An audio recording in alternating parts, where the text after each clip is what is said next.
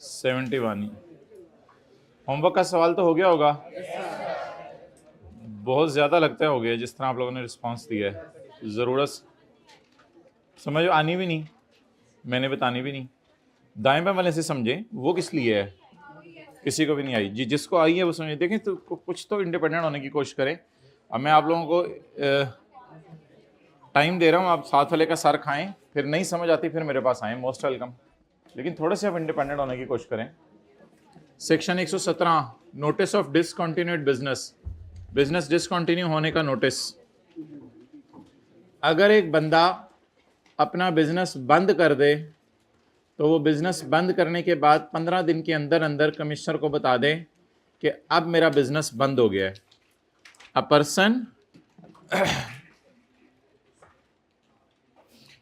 Person discontinuing a business, अगर एक बंदा अपना बिजनेस डिसकंटिन्यू कर दे तो कमिश्नर उसको नोटिस देगा। वो बंदा कमिश्नर को नोटिस देगा 15 दिन के अंदर। मिसाल के तौर पे देखें, हमारा ईयर एंड क्या है, हमारा ईयर एंड है चलें 1 जुलाई 15 को साल शुरू हुआ और 30 जून 16 को ख़त्म हुआ, 30 जून 13 को ख़त्म हुआ। 28 फरवरी 13 को मिस्टर फ्री हिट ने डिसकंटिन्यू कर दिया बिजनेस। 28 फरवरी 13 को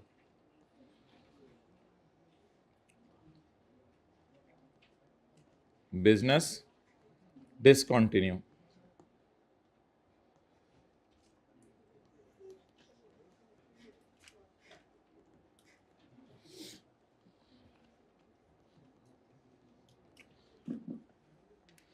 अच्छा भाई, अब इसके बाद 15 दिन गिने, 1 2 3 4 5 6 7 8 9 10 11 12 13 14 15। By 15 March 13 he will inform कॉमी by notice। नोट करें, he will inform कॉमी by notice that business is discontinued।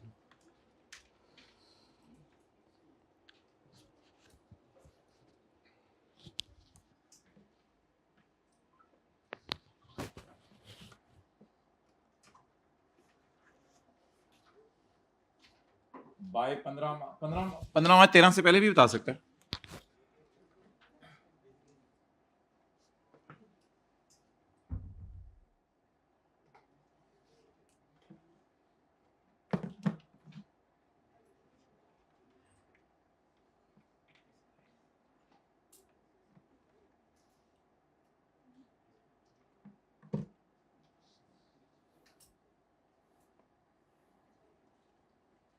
चलें जी,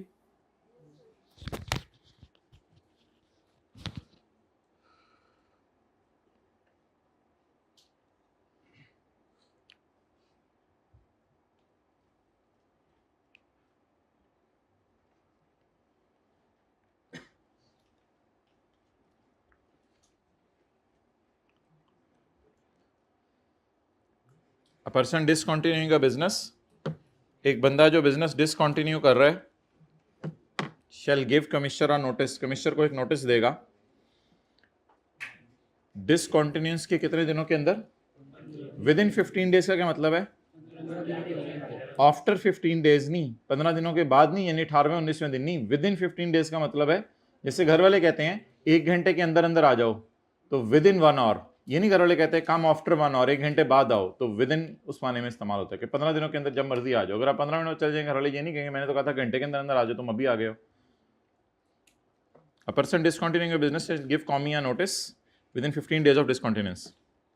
अच्छा my dear, the person discontinuing a business shall furnish a return, मैंने अंडरलाइन किया हुआ है।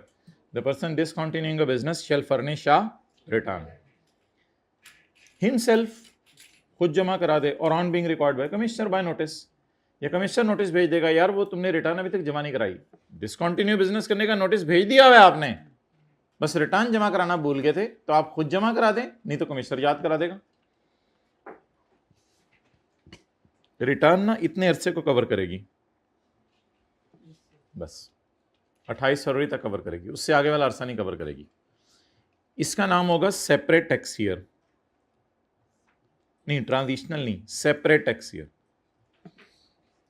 तो रिटर्न सेपरेट टैक्स ईयर की जमा कराई जाएगी। The period of return will start from the first day of tax year of discontinuance. डिसकंटिन्यूंस के पहले दिन से स्टार्ट होगा ये अरसा, एंड विल एंड, और ये एंड होगा ऑन द डेट ऑफ डिसकंटिन्यूंस, जिस दिन बिजनेस क्या हुआ, बंद हुआ।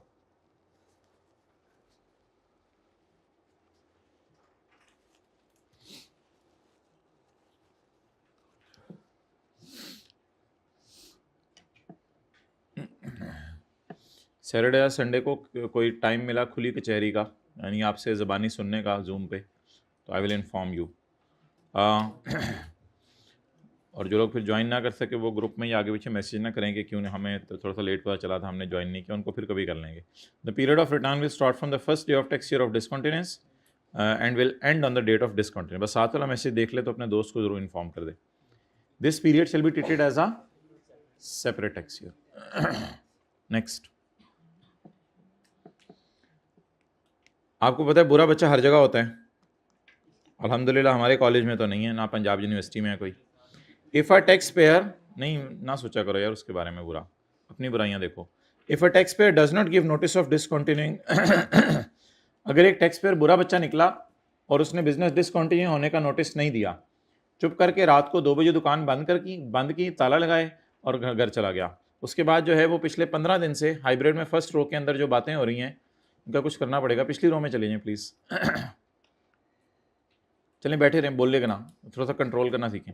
तो हुआ क्या कि उसने बिज़नेस जो है वो बंद कर दिया 15 मार्च को, 28 फरवरी को उसने बिज़नेस बंद कर दिया, और उसके बाद से 1-2 महीने से कमिश्नर देख रहा है कि शटर के ऊपर यही लिखा हुआ है जुमा ब्रेक।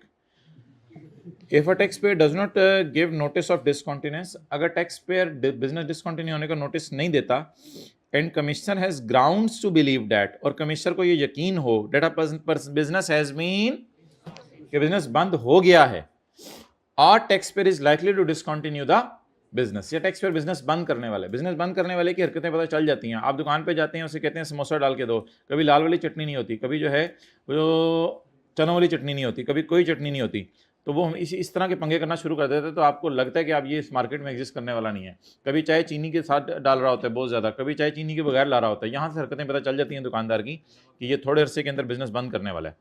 तो if a tax payer is likely to discontinue business, he may serve a notice, commissioner एक नोटिस देगा to furnish the return. Law maker ने कमिश्नर के लिए सर्व का लफ्ज लिखा है और टैक्स पेयर के लिए फर्निश का। कमिश्नर नोटिस सर्व करेगा कि तुम रिटर्न जमा कराओ। अगर एक टैक्स पेयर बिजनेस बंद होने का नोटिस नहीं देता और कमिश्नर को ये लग रहा है कि या तो बिजनेस बंद हो गया है या होने वाला है, he may serve notice to furnish the return. Commie will notify the अरसा for which the return is required. हमारे सवाल में क्या अरसा था? यकम जुलाई 12 से 28 फरवरी। वेलकम वेलकम, मरहबा मरहबा, आइए आइए बैठिए, आपका आना मुबारक हो। Point number 4, a return furnish here will be treated as deemed assessed। deemed assessed क्या होता है भाई? सेक्शन 120 के अंदर हम पढ़ेंगे deemed assessed। तो अभी हल्का सा क्वेश्चन मार्क लगा लेते हैं। जब सेक्शन 120 पढ़ाने के बाद मैं इधर आऊँगा पॉइंट 4 आप हो, अच्छा ये कहा हुआ था। हाँ यार आप ज़रा इसको साइड पे करते हैं थोड़ी देर के लिए, साथ वाले को थोड़ा सा साइड पे हो जाते हैं। मैं ज़रा यार साइड पे हो यार, मैं ज़रा समझ नहीं रहा हूँ। नहीं नो एक्सक्यूज प्लीज, मैं मुझे पढ़ाने दें बस। नहीं अच्छा जी, अच्छा माय डियर, पेज नंबर 343 पे आएँ जी, बताएं, को बड़ा मसला तो बताएं। इसी बंद करवा दो यार सारे कॉलेज के पूरे, सर आसिफ के कमरे के, सर उमैर के कमरे के, हमारे ना बंद कराना, क्योंकि हम सर्दी की तैयारी तुरी करके आए हुए हैं। भाई आ जाओ यार, एसी बंद करो, छोड़ो रिकॉर्डिंग छोड़ो, ऑनलाइन वालों की फिक्र छोड़ो, एसी बंद करो। जुलाई, अगस्त, सितंबर, अक्टूबर, नवंबर, दिसंबर, जनवरी, फरवरी, मार्च, अप्रैल, मई, जून।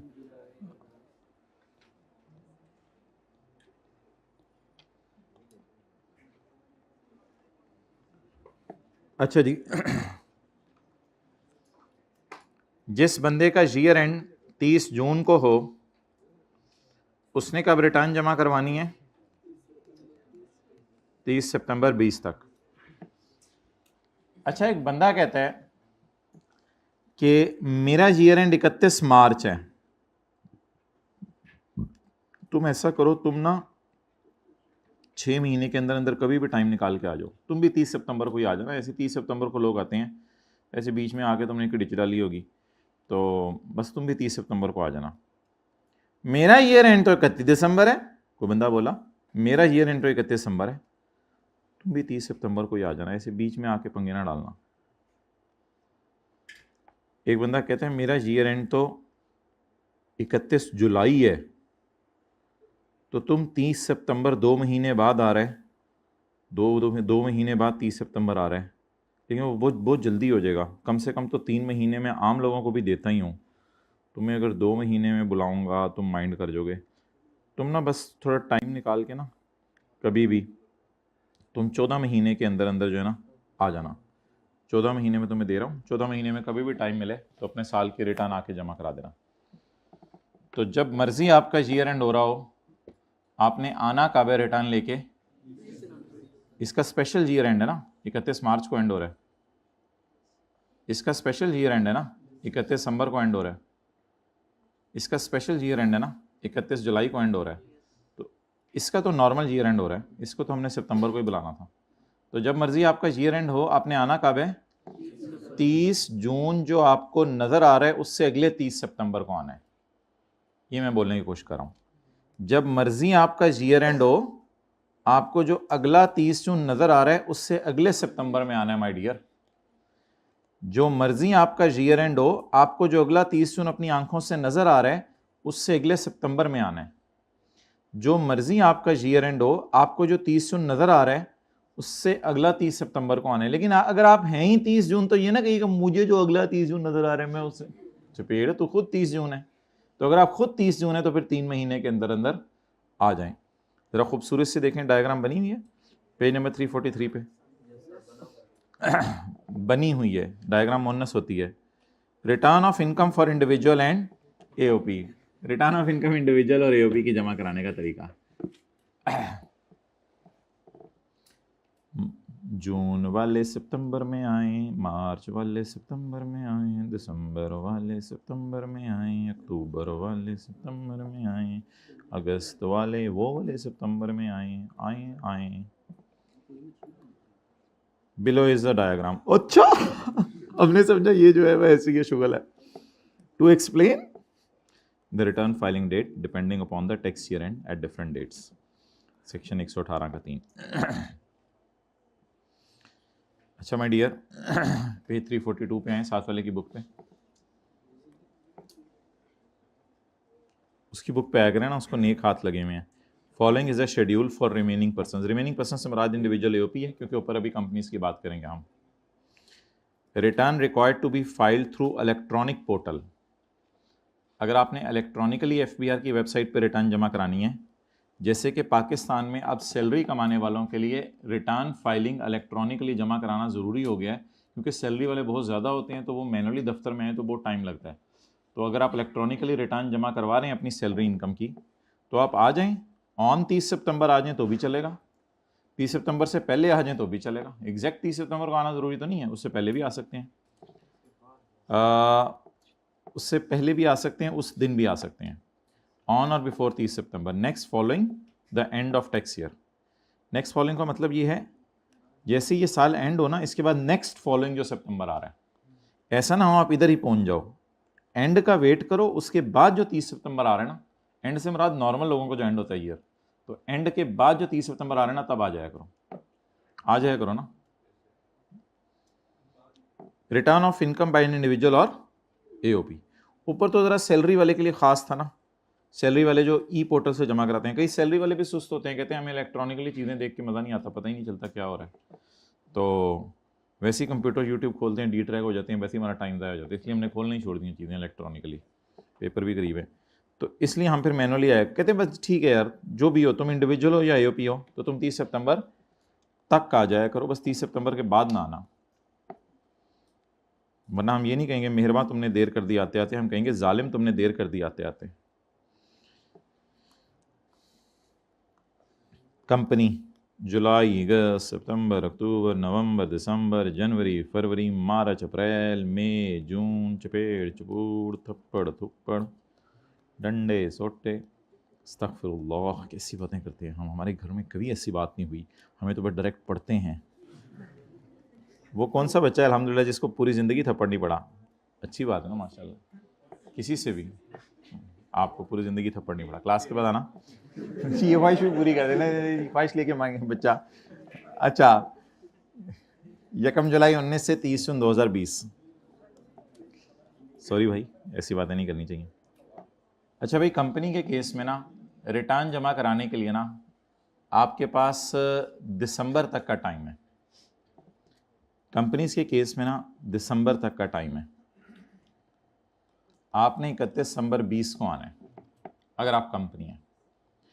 अगर आपका मार्च ईयर एंड है तो भी कोई मसला नहीं, 31 मार्च ईयर एंड है तो भी कब आ जाए? दिसंबर में आ जाए। लेकिन अगर आपका इधर ईयर एंड हो रहा है तो आपने दिसंबर में आना है। लेकिन माय डियर, अगर आपका ईयर एंड इधर हो रहा है ना, फिर आपका ईयर एंड क्योंकि काफ़ी जल्दी हो गया है, फिर अगर आपने आना है ना तो फिर आप ना ही, सॉरी, फिर अगर आपने आना है ना तो आप फिर आए 30 सितंबर। चाहे आपका 31 दिसंबर को ईयर एंड है, माय डियर उत्ते देखें, चाहे आपका 31 दिसंबर को ईयर एंड है, चाहे आपका 30 सितंबर को ईयर एंड है, चाहे आपका 31 जुलाई को ईयर एंड है, you are suppose to come and meet us by 30 सितंबर 20। 30 सितंबर 20 तक आ जाएं। इसमें डायग्राम में क्या यूज हुआ है? हाँ, ये यूज हुआ है, 30 सितंबर 20 का साल यूज हुआ है। अगर आपका ईयर एंड इधर हो तो इधर आ जाएं, अगर आपका ईयर एंड इधर हो तो इधर आ जाएं। लेकिन एक मैं हिंट दूंगा, आसान, पेपर में ये डेट दी होगी, आपने बस ये सोचना है इसके बाद 30 जून कौन सा आ रहा है, बस उसके बाद आपने जो है फौरन सितंबर में आ जाना है। और पेपर में जनवरी फरवरी मार्च अप्रैल मई जून वाली डेट दी हो तो जनवरी फरवरी मार्च अप्रैल जून खुद लेट है तो आपने भी लेट आना है। जुलाई अगस्त सितंबर अक्टूबर नवंबर दिसंबर टैक्स ईयर के एतबार से खुद जल्दी है तो आपने भी जल्दी आना है। तो पहले स्लॉट वाले सितंबर में आए, दूसरे स्लॉट वाले दिसंबर में आए। आप लोग सारे इधर आना और दिसंबर वाले और सितंबर वाले और जुलाई वाले ये सारे इधर आना। आ जाना, आना ना भूलना। इधर वाले इधर आए और इधर वाले इधर आए। Got it guys? Okay, you are real guys, good guys. इसमें मेरा हिंट वही है कि आपने देखा करने कि जो भी डेट दी हुई ना उसके बाद 30 जून कौन सा आ रहा है। अब बोलें जनवरी से जून वाले दिसंबर में आए तो जुलाई से दिसंबर वाले सितंबर में आए। इस शेयर के नीचे अपना नाम लिख लीजिएगा घर जाके। जनवरी से जून वाले दिसंबर में आए और जुलाई से दिसंबर वाले सितंबर में आए अगर कंपनी है। चलें जी, no I am giving you 2 minutes, page 343 solve कर दें।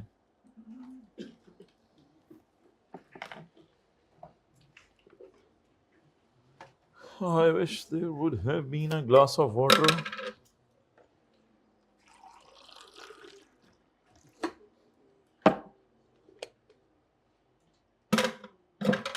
भाई एसी की सेट कर दो यार, जहाँ जहाँ करने हैं आ जाओ।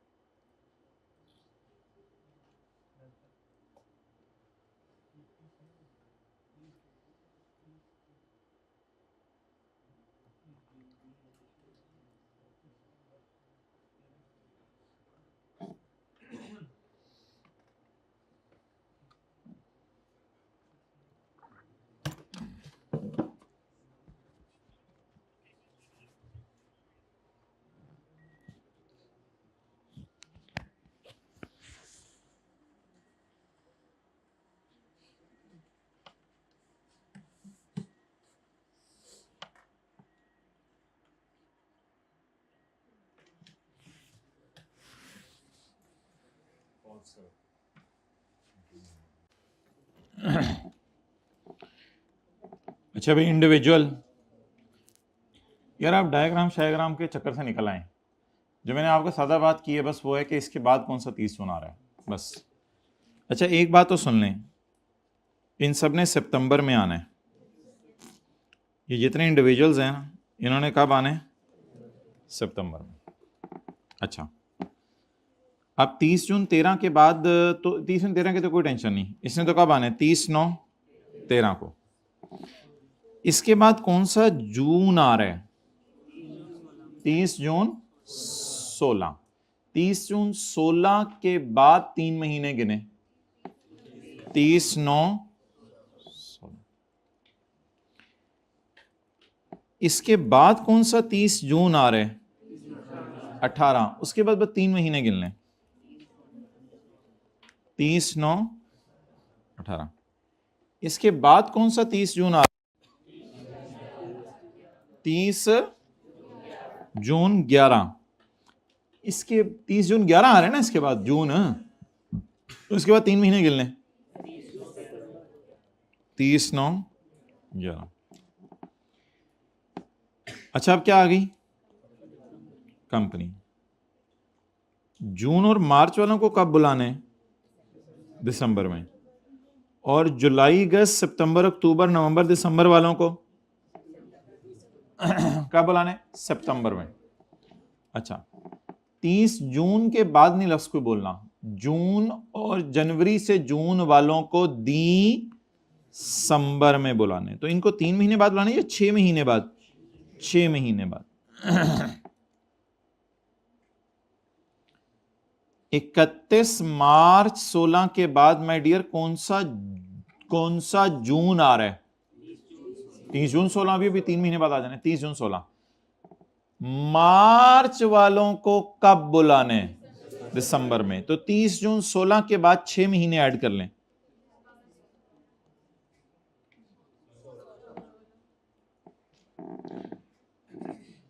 जुलाई से दिसंबर वालों को कब बुलाने? सितंबर में। लेकिन फिलहाल एक काम करें, मुझे बताएं दिसंबर के बाद कौन सा जून आ रहा है? फिलहाल ये तो बता दें। इसको ना दरमियान में थोड़ा ब्रिज के तौर पे मैं यूज कर लेता हूं। 30 जून 18 के बाद अब आपने 3 महीने ऐड करने हैं, 6 महीने ऐड नहीं करने, क्योंकि ये लोग ग्रीन वाले हैं, स्काई ब्लू वाले नहीं है। ऊपर वाले दोनों स्काई ब्लू वाले थे और ये ग्रीन वाले हैं।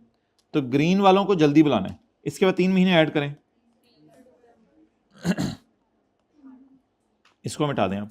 इधर ब्रिज बनाएं, 30 जून 11। ये ब्रिज बना के खत्म कर देना। ब्रिज से क्रॉस करके ब्रिज को करके तोड़ देना, बाकी आए ना आए हम। अच्छा, तो 30/9/10। अब ये सितंबर वाले हैं। जुलाई अगस्त सितंबर अक्टूबर नवंबर दिसंबर, जुलाई अगस्त सितंबर अक्टूबर नवंबर दिसंबर, इनको कब बुलाने हैं? सितंबर। देखा था हम यहां जाके इधर आ गए थे, क्योंकि यहां आना था। कौन सा सितंबर? 30 सितंबर 11। 8/8 नंबर मेरे आगे, आप लोग अपने ज़रा मार्क कर लें। 8/8 माशाल्लाह, ये एग्जाम लेवल का सवाल हो गया है।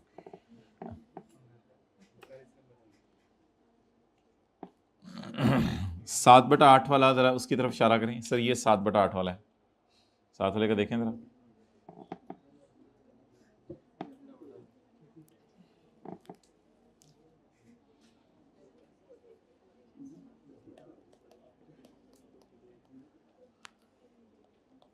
जी भाई, इसने कब आने, कंपनी ने? अच्छा रिलैक्स हो जाए, पहले ब्रिज इस्तेमाल करें, इसके बाद कौन सा 30 जून आने हैं? 30 जून 27, इनको जल्दी बुलाने, क्योंकि ये जुलाई अगस्त सितंबर नवंबर दिसंबर वाले हैं, जल्दी बुलाने, तो कब बुला लें? 30 सितंबर। कितने लोगों के जहन में यही जवाब आया था? ओके, सब ने सही कहा, माशाल्लाह।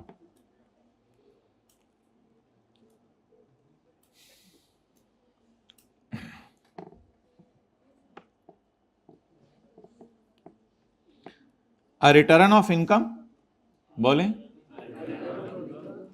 अ वेल्थ स्टेटमेंट, जो कल बनाई थी। A foreign income and shall be furnished in the, कहते हैं उसका मैनर मैं आपको बताऊंगा क्या है, वो मैनर होगा कोई, मैनर तो हमें खुद नहीं आते, मैनर तो नहीं नहीं। अच्छा, ये बॉक्सेस में डला हुआ है लेकिन सिलेबस में है ये चीज़ें, ऐसा नहीं, ये बॉक्स तो समझाने के लिए ना।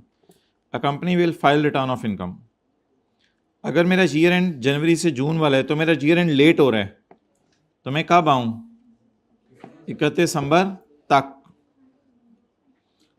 और अगर जुलाई से दिसंबर वाले हैं हम, जुलाई से दिसंबर वाले, तो फिर मैं कब तक आऊं? Clear?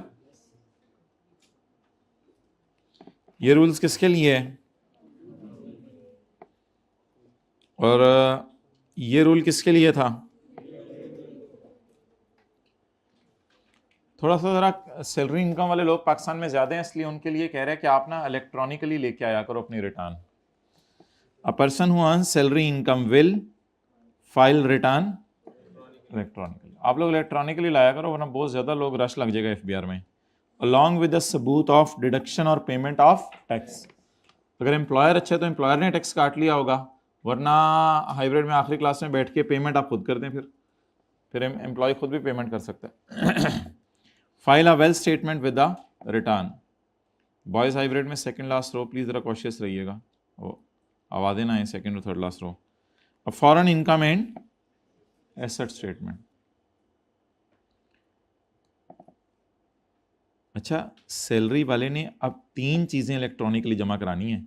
A person who earns salary will एक रिटर्न इलेक्ट्रॉनिकली जमा कराए, उसके साथ वेल स्टेटमेंट भी जमा करवाए, और उसके साथ foreign income and, obviously foreign income asset statement सिर्फ तभी जमा कराएगा जब इसके बाहर के मुल्क में $1,00,000 से ज्यादा या 1,00,000 तक एसेट्स हैं, या $10,000 या उससे ज्यादा इसकी इनकम है।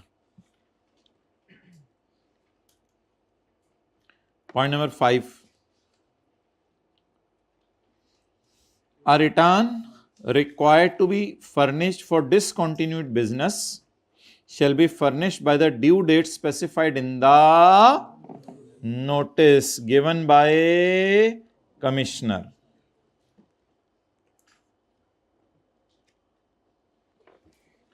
A return required to be furnished for discontinued business वाला कब आए? सितंबर में आए या दिसंबर में?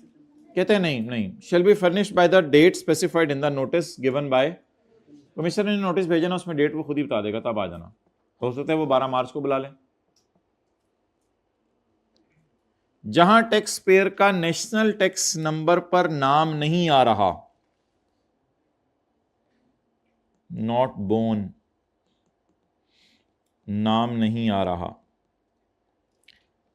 जहां टैक्स पेयर का नाम नेशनल टैक्स नंबर रजिस्टर में नहीं आ रहा, रजिस्टर का नाम बताएं। NTN register. किसका नाम नहीं आ रहा होगा? ऑब्वियसली साथ वाले का, क्योंकि आपके साथ वाले ने आज तक शायद रिटर्न जमा नहीं कराई, मेरा तो यही ख्याल है। तो where a tax payer is not born on NTN, उसका इंडियन रजिस्टर पे नाम नहीं आ रहा and fails to file application, और एप्लीकेशन देना भूल जाए for NTN with his first return of life, with his first return of life। समझ आ रही है? अपनी जिंदगी की पहली रिटर्न जब आपने जमा कराने जाना है तो साथ एप्लीकेशन किस चीज के लिए देनी है कि मुझे रोल नंबर दो या एनटीएन नंबर दो। तो जब आप लाइफ की पहली रिटर्न जमा कराने जाएं तो एक काम कर दीजिएगा, साथ एनटीएन के लिए अप्लाई कर दीजिएगा ताकि आपको एक नंबर मिल जाए, अदरवाइज आपकी रिटर्न इनवैलिड होगी। अदरवाइज आपकी रिटर्न क्या होगी? जब एक टैक्स पेयर का नाम एनटीएन रजिस्टर पर नहीं आ रहा और वो फेल हो जाए एप्लीकेशन देने के लिए for NTN with his first return of life, then such return shall not be treated as, फिर वो रिटर्न ही नहीं होगी। आप कह रहे होंगे ये रिटर्न है, वो कह रहे होंगे नहीं है। आप कह रहे होंगे ये रिटर्न है, वो कह रहे होंगे नहीं है। डन? चलें जी, अल्हम्दुलिल्लाह 10-12 मिनट में इस चैप्टर को हम क्लोज कर रहे हैं। फिर आज इस चैप्टर की रिवीजन शुरू करते हैं, फिर आज किसी और चैप्टर की तरफ मूव करेंगे, क्योंकि असेसमेंट्स तो हमने इंशाल्लाह कोशिश करेंगे 21 जनवरी को शुरू करें, लॉसेस का चैप्टर और सेल्स टैक्स पढ़ के। अच्छा, page number 343, extension for furnishing returns and other documents. अब आपका टारगेट ये है कि आपने 1-2 दिनों के अंदर अंदर चैप्टर 15 और 16 अच्छे तरीके से याद करना है, ताकि अगले हफ्ते किसी दिन हमें कुछ करना पड़े, आपसे सुनना पड़े, लिखवाना पड़े, तो चैप्टर 15 और 16 ऐसे आपको याद हो जैसे आपको अलिफ बे पे याद है। वो भी नहीं याद? ओहो, चलें फिर इसी तरह याद कर लीजिएगा जिनको फ्यूचर की फिक्र नहीं है। Extension of timing for furnishing return and the document. एक बंदा जिसने सेक्शन 114 वाली रिटर्न जमा करानी है, इधर हो रही है class, second last row females please इधर हो रही है क्लास। एक बंदा जिसने सेक्शन 114 वाली रिटर्न जमा करानी है या सेक्शन 117 वाली रिटर्न जमा करानी है, या एक बंदा जिसने क्या जमा करानी है, may apply to commie for an extension of time. Commissioner यार मैं रिटर्न टाइम पे जमा नहीं करा सकता, तेरी मेहरबानी यार, 30 सितंबर को बहुत मसले हैं यार, मैं तो ये क्या बताऊं, 30 सितंबर को मेरे सास भी आ रही हैं, ससुर भी आ रहे हैं, और आपको मैं क्या बताऊं, वो मेरी बेगम की रुखसती भी है, तो वो बेगम की रुखसत होकर इधर आने ना इसकी तरफ, उसकी रुखसती तो नहीं है ना, हाँ शादी है, जो मर्जी समझ लें आप। तो रीजंस क्या बन सकती हैं? रीजंस 30 सितंबर को आप क्यों नहीं रिटर्न जमा कराएंगे? एब्सेंस फ्रॉम पाकिस्तान, हो सकता है आप ऑस्ट्रेलिया से फोन करें, oh hi hello hi how you, हमने इंस्टॉल लिया, हाँ आई कैन कम ऑन 30 सितंबर। एक ये रीजन बन सकती है।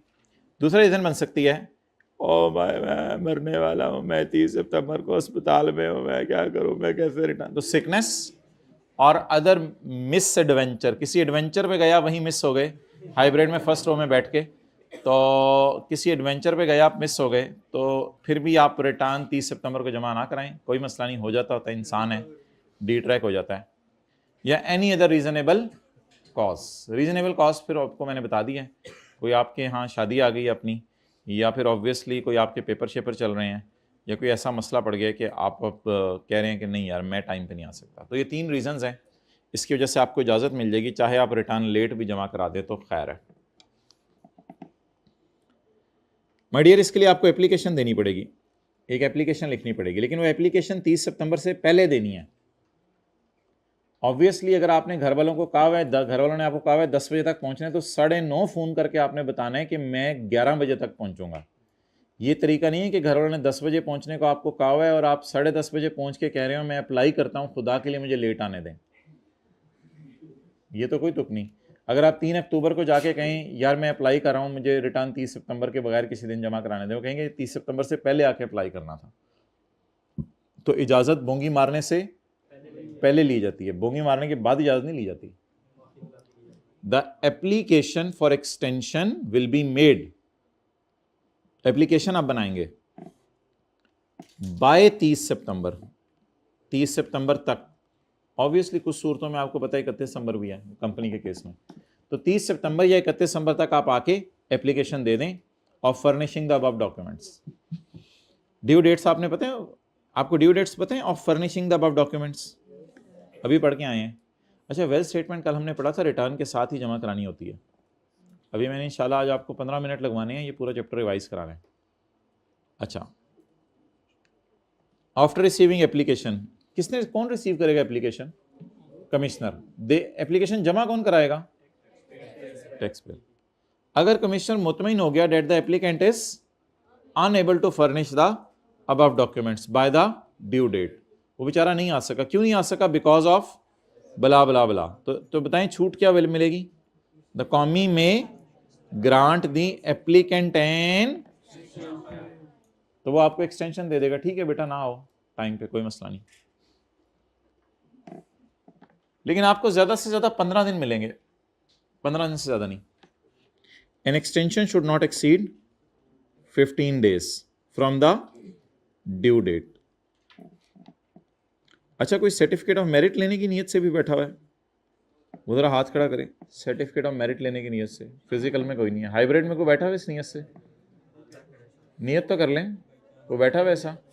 एक स्टूडेंट है हाइब्रिड बॉयज़ में, एक स्टूडेंट हाइब्रिड और दूसरी गर्ल्स में भी, और कोई भाई इस नीयत से बैठा हो? इस क्लास में भी हैं 2 स्टूडेंट्स, तो मेरे ख्याल से शायद सर्टिफिकेट ऑफ मेरिट की नीयत करें, पास तो फिर हो ही जाएगा इंशाल्लाह। इसलिए फिर हाथ खड़े करते हैं सारे ही।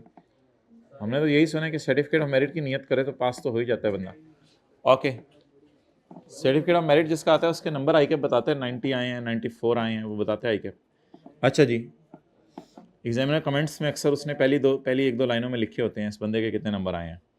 N extension should not exceed 15 days, तो एक्सटेंशन 15, ये आप क्या इनको थोड़ा सा साइड पे करें ना, इनको प्लीज़ आप थोड़ा सा साइड पे हो जाए, इधर सेकंड लास्ट रो, और थोड़ा सा आप भी उधर हो जाए। नहीं second last row, third last row बातें, और ये दूसरी में मना करना पड़े, मैं भी जा रहा हूँ। An extension should not exceed 15 days from the due date. Maximum आपको 15 अक्टूबर तक मिलेगी, और इस केस में मैक्सिमम आपको 15 जनवरी तक मिलेगी। 15 दिन से ज़्यादा मेहरबान तुम लेट नहीं आ सकते।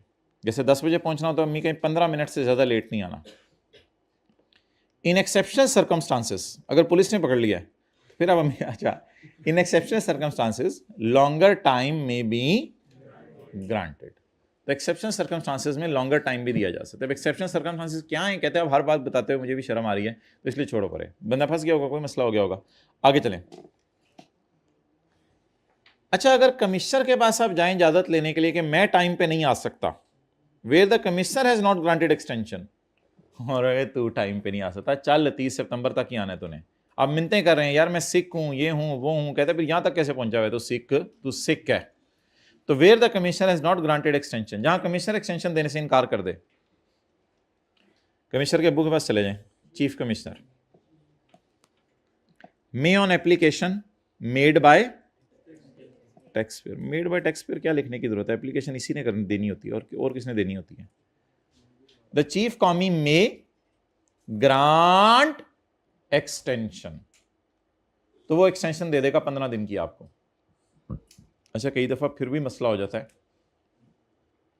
तो फिर आप फर्दर 15 दिन की एक्सटेंशन भी ले सकते हैं, लेकिन इसके लिए आपको चीफ कमिश्नर के पास जाना पड़ेगा, फिर फर्दर 15 दिन की एक्सटेंशन आप ले लें। इन एक्सेप्शनल सर्कमस्टांसेस उससे भी ज़्यादा आपने लेनी है तो वो भी मिल सकती है, लॉन्गर टाइम में भी ग्रांटेड। ज़ाहिर बात है, someone is on death bed, तो फिर वो 15 या 30 दिनों में कैसे आएगा? वो तो अब उठ ही नहीं पा रहा बेचारा, जब सही समय अगर सेहत मिल गई तो दे देंगे, वरना उसका वर्षा जमा कराएंगे। तो एक्सेप्शनल सर्कमस्टांसेस होते हैं, ठीक है, कोई मसला नहीं। घर वालों ने घर में नज़रबंद कर दिया हरकतें देख के आपकी, तो अब एक्सेप्शनल सर्कमस्टांसेस हैं। तो point 6, if a person gets extension, अगर आपको इजाज़त मिल जाए रिटर्न लेट जमा कराने की, ये तो अल्लाह का शुक्र अच्छा हो गया। If a person gets an extension he will still be liable to pay the default surcharge, तो आपने लेट पेमेंट पे इंटरेस्ट जमा जरूर कराना है। यानी कि कमिश्नर ही आपको इजाज़त दे रहा है 15 अक्टूबर को आओ, लेकिन आपके लिए बाइंडिंग है 15 दिन का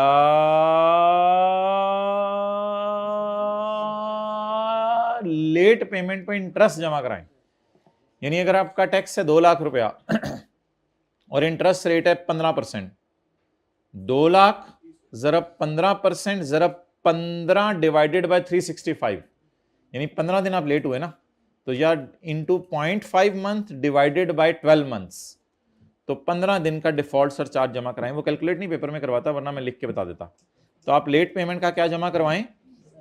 तो इजाजत देने वाला खुशी से इजाजत दे रहा है, लेकिन याद रखिएगा एक चीज फिर भी करनी पड़ेगी, लेट पेमेंट पर इंटरेस्ट जमा करवाना पड़ेगा। लेकिन एक बार याद रखिएगा, बाकी सजाएं इसको नहीं मिलेंगी। बाकी सजाएं ये होती हैं कि कई दफ़ा आपको जेल में डाल दिया जाता है, फ़ोन बंद, बिजली बंद, गैस बंद, ये वाले सारे पंगे किए जाते हैं आपके साथ। ये वाली सजाएं फिर आपको नहीं मिलेंगी। आपको बस लेट पेमेंट पे क्या जमा करवाना पड़ेगा? इंटरेस्ट जमा करवाना पड़ेगा। अच्छा जी, अब इस चैप्टर में से सवाल क्या आ रहे हैं? और जी हाँ, 30 सितंबर को भी जमा करा सकते हैं।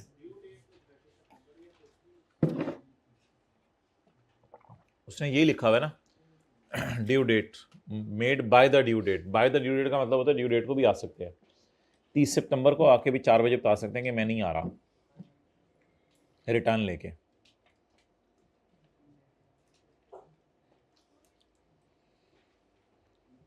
अच्छा जी, FBR है, उसके बाद चीफ कमिश्नर है, उसके बाद कमिश्नर है। दरमियान में ये कमिश्नर अपील है कोई, ये देखेंगे कभी कौन है। ऑफिसर्स में बड़ा ऑफिसर एडिशनल है, उससे छोटा डिप्टी है, और उससे छोटा असिस्टेंट है। एक तो पेपर में ये सवाल आता है कि who is required to file a return of income, जिसको हमने भी यहाँ लिखा हुआ है, who is required to file अ।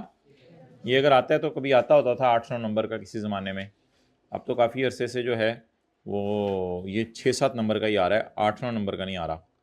बहरहाल फिर 6-7 नंबर का आएगा तो 6-7 पॉइंट लिखाएं, पता नहीं, अब लिख के जितना आ सकें लिखाएं। हर कंपनी ने रिटर्न जमा करानी है, हर बंदा अदर देन कंपनी। और obviously you can put audio recording on.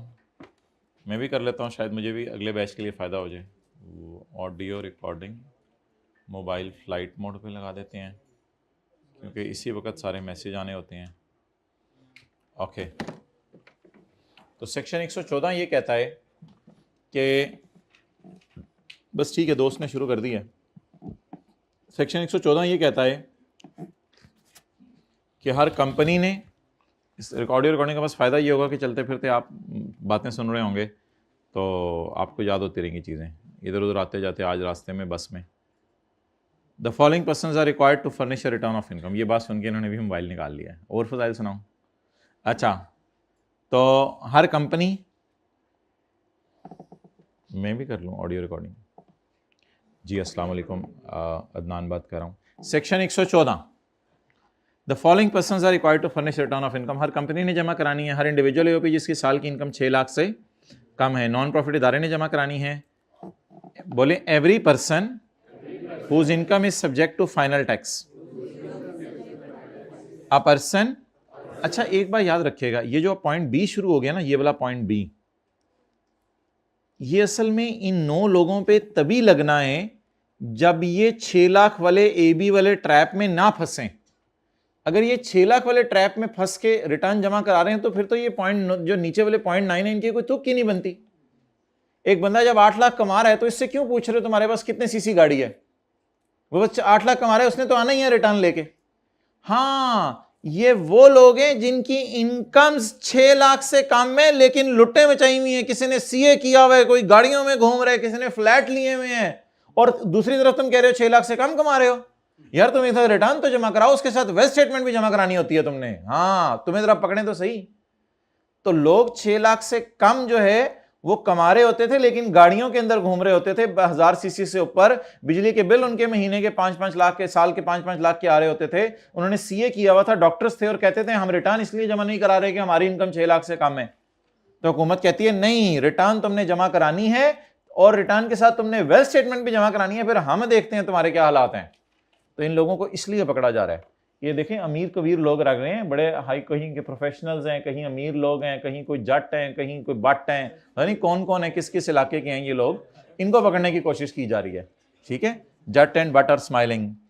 Okay, where are Gujjar? Gujjar हाथ खड़ा करें, गुज्जर, माशाल्लाह, Gujjar, Gujjar. Only one Gujjar in all classes. Okay, we are very unlucky. A person who has been charge to tax in any of the 2 preceding tax year. पिछले 2 सालों में किसी एक साल भी आपने टैक्स दे दिया तो भी आपने क्या जमा करवानी है? रिटर्न जमा करवानी है। जो बंदा इमोबल प्रॉपर्टी ओन कर रहे, इधर फ्लैट, जादुई छड़ी मंगवाई जाए। अच्छा, इधर जो है वो फ्लैट की लिमिट नहीं है। 3 इलाके हैं, municipal cantonment Islamabad, municipal cantonment Islamabad. यहाँ फ्लैट की लिमिट नहीं है, इमूवेबल प्रॉपर्टी की लिमिट है। और रेटिंग एरिया में फ्लैट की भी लिमिट है, इमूवेबल प्रॉपर्टी की भी लिमिट है, गाड़ी की भी लिमिट है, एनटीएन है, बिजली के बिलों की भी लिमिट है, लेकिन बिजली का बिल घर का नहीं, कमर्शियल और इंडस्ट्रियल। और अगर आप इन प्रोफेशंस में से कहीं इन्वॉल्व हैं या ट्रेडर हैं, दुकानदार में आप कोई कमेटी चला रहे हैं, एसोसिएशन चला रहे हैं, आप बड़ों में हैं, हर दुकानदार नहीं, और आप रेजिडेंट भी हैं, नॉन रेजिडेंट के लिए नहीं है ये, आप रेजिडेंट भी हैं, तब आपके ऊपर ये पॉइंट लगेगा। और क्या चीज? हाँ। अच्छा जी, point number 10, is resident individual required to file foreign income and foreign asset statement. अच्छा, पॉइंट सी तो छोड़ें, सांस था। ऐसा इंडिविजुअल जो बिजनेस इनकम कमा रहा हो और इसकी साल की इनकम 3 लाख से 6 लाख हो, इसने भी अपनी रिटर्न जमा करवानी है। Requirement for filing return of income, requirements क्या है रिटर्न ऑफ इनकम जमा कराने की? भाई पेपर में क्या सवाल आता है, जल्दी बताएं। रिटर्न ऑफ इनकम जमा कराने की रिक्वायरमेंट्स क्या हैं? दूसरा सवाल पेपर में क्या आता है, कब रिटर्न मुकम्मल समझी जाएगी? When a return is considered as complete, कब रिटर्न मुकम्मल समझी जाएगी? तो माय डियर, प्रेस्क्राइब्ड फॉर्म में होनी चाहिए, उस पर सारे पर्टिकुलर्स लिखे होने चाहिए, इंडिविजुअल के साइन होने चाहिए, और इसके साथ एविडेंस ऑफ पेमेंट अटैच होना चाहिए। वेल्थ स्टेटमेंट पता है ना क्या होती है, वेल्थ स्टेटमेंट साथ अटैच होनी चाहिए, और foreign income and asset statement होनी चाहिए। अगर ये 6 की 6 चीजें पूरी होंगी तो आपकी रिटर्न क्या समझी जाएगी?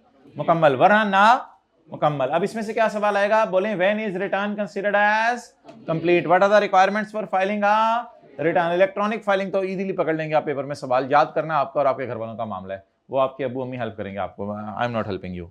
पॉइंट नंबर 4, ये सबसे इंपॉर्टेंट पॉइंट है, इसको अंग्रेजी में याद करें। अगर एक बंदे ने ना रिटर्न जमा नहीं कराई तो उसकी बिजली गैस बंद नहीं करनी, उसको भी बंद नहीं करना, उसको नोटिस देने, बेटा 30 दिनों में रिटर्न ले आओ। अगर कोई ज्यादा अजीब बंदा है तो उससे कम टाइम में भी मांगी जा सकती है, लेकिन अगर कोई ज्यादा ऐसा शरीफ बंदा है उसको 30 दिनों से ज्यादा भी दे सकते हो।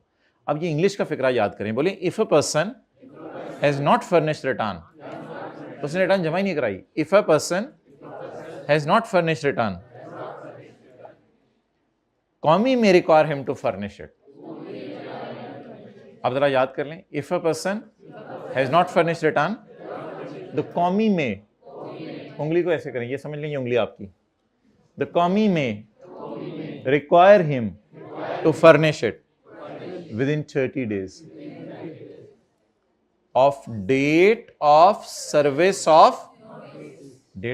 of notice का ये मतलब होता है कि अगर नोटिस उसने 4 तारीख को बनाया है और आपको 6 को घर पहुंचा है तो सर्व आपको 6 को हुआ है। नोटिस के लिए अक्सर जगह आपने देखा है वो सर्व का लफ्ज़ यूज़ कर रहा है और रिटर्न के लिए वो फर्निश का लफ्ज़ यूज़ कर रहा है। आज बड़ी इंपॉर्टेंट क्लास है तो मुझे भी इसका फ़ायदा हो रहा है आज।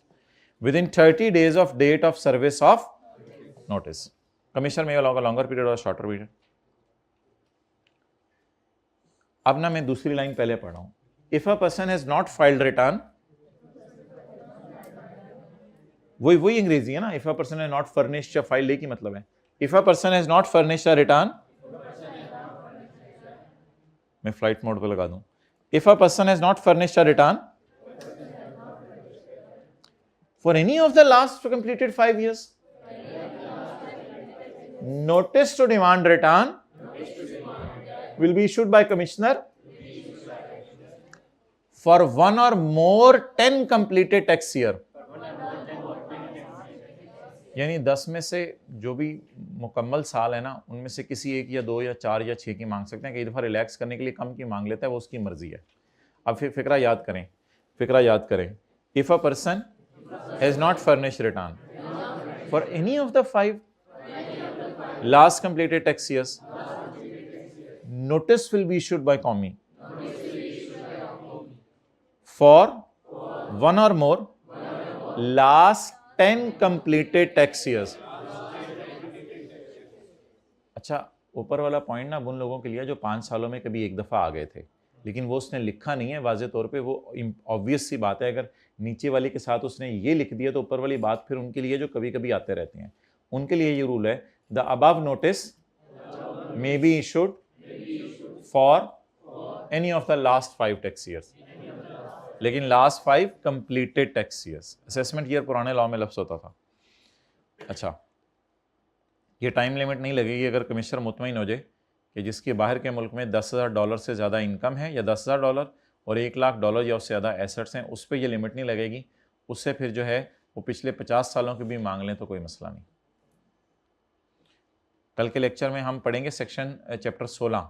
चैप्टर 16 के अंदर कल के लेक्चर के अंदर हम ये पढ़ेंगे कि जिस बंदे की फॉरेन इनकम और फॉरेन एसेट्स हैं उसने अपने रिकॉर्ड्स भी इनडेफिनेट पीरियड के लिए संभाल के रखने हैं, क्योंकि उसका ऑडिट किसी भी वक्त शुरू हो सकता है। ये कल आप लोगों ने तैयार हो क्या आने, कल के लेक्चर में हम ये पढ़ेंगे चैप्टर 16 के अंदर।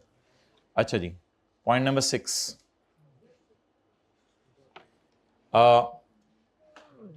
बता देता हूं आपको। If a person discovers any omission और a wrong statement in return, कभी साथ वाला आपके घर आए ना तो उसे आराम से ऐसे बिठा के सुनाया करें, द अबव नोटिस में be issued for any of the loss. वो कोई यार ये इसके लिए तो ऐसे ऐसे खाला जी का घर है ये प्रोविजंस, ऐसे याद कर कर मर गए, तो ये ऐसे सुना रहे जैसे बिल्कुल रिलैक्स हो कि यार तू क्या बंदा है यार, इतना पढ़ता है तो। मैं सीरियसली बता रहा हूँ, मुझे अभी तक याद है, उमर लड़के का नाम था, उमर फारूक, और 8th-9th में जो हमारे साथ करता था, आपकी सोच है उसे, यानी कि आप 5 से 6 बजे फ़ोन करते थे ना शाम को, तो कहता था 1 बजे मैं पेपर दे के आया हूँ और 2 बजे से लेकर 6 बजे तक मैंने अम्मी को सारा सुना दिया है। किसी दिन साइंस सुना के बैठा होता था, किसी दिन कुछ सुना के, 3-4 घंटे में पूरा सिलेबस जिन पेपर होता सुना के वेला बैठा होता था। हम फिर सीए में आ गए, हमने कहा ये तो का काम है।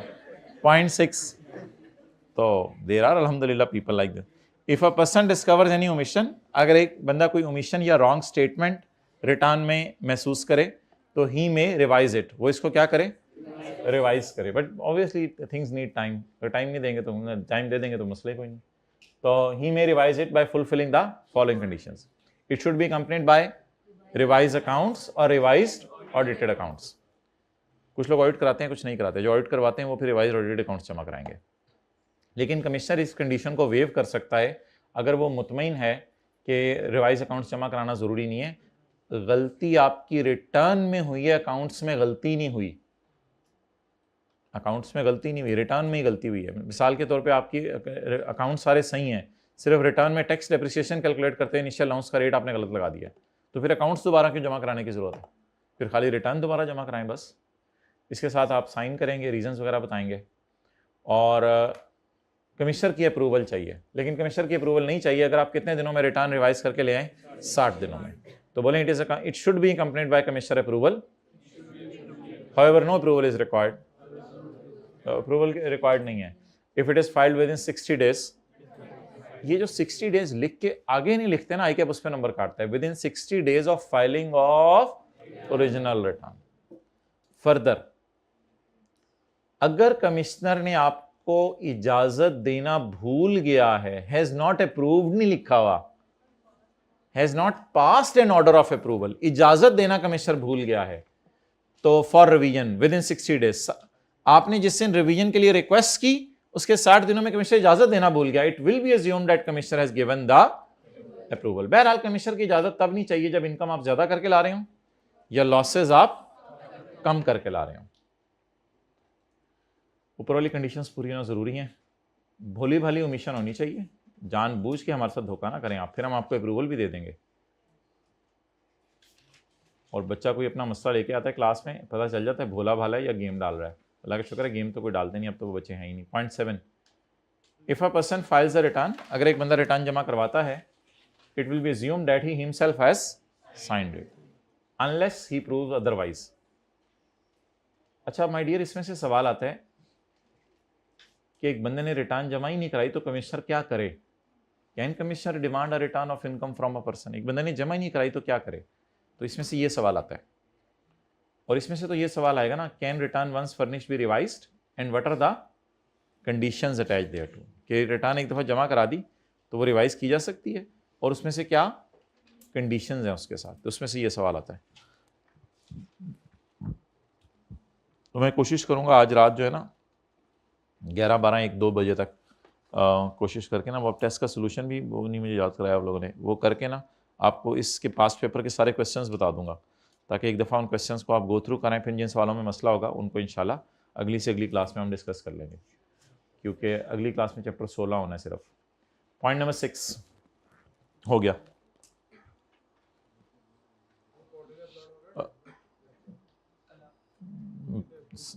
वेट बिजनेस बैंक अकाउंट हर टैक्स पेयर ने डिक्लेयर करना है।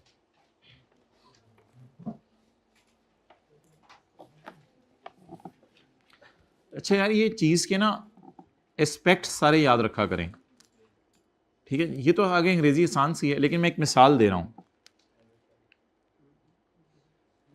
किसने, टैक्स पेयर ने, कौन से, एवरी, हर टैक्स पेयर ने बताना है, क्या करना है, किसको, क्या, बैंक अकाउंट यूज्ड, कौन यूज कर रहा है, क्यों यूज कर रहा है। तो एस्पेक्ट सारे बात के याद रखा करें ताकि बात आप पूरी लिख के आ सकें। मैं ये नहीं कह रहा, गेन बच्चे पूछते हैं कि शायद रटलाइजेशन चेक हो रही है, ये हो रही है, वो हो रही है, लेकिन जब आप सुनाते हैं तो आप कॉन्सेप्ट ही सारा डिलीवर नहीं कर रहे होते।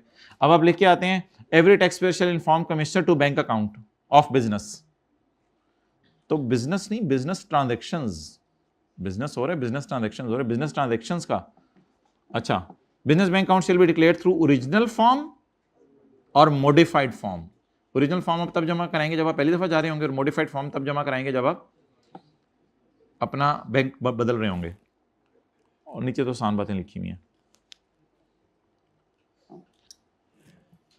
बोर्ड हैज अ पावर, बोलें section 114 board has a to issue general order.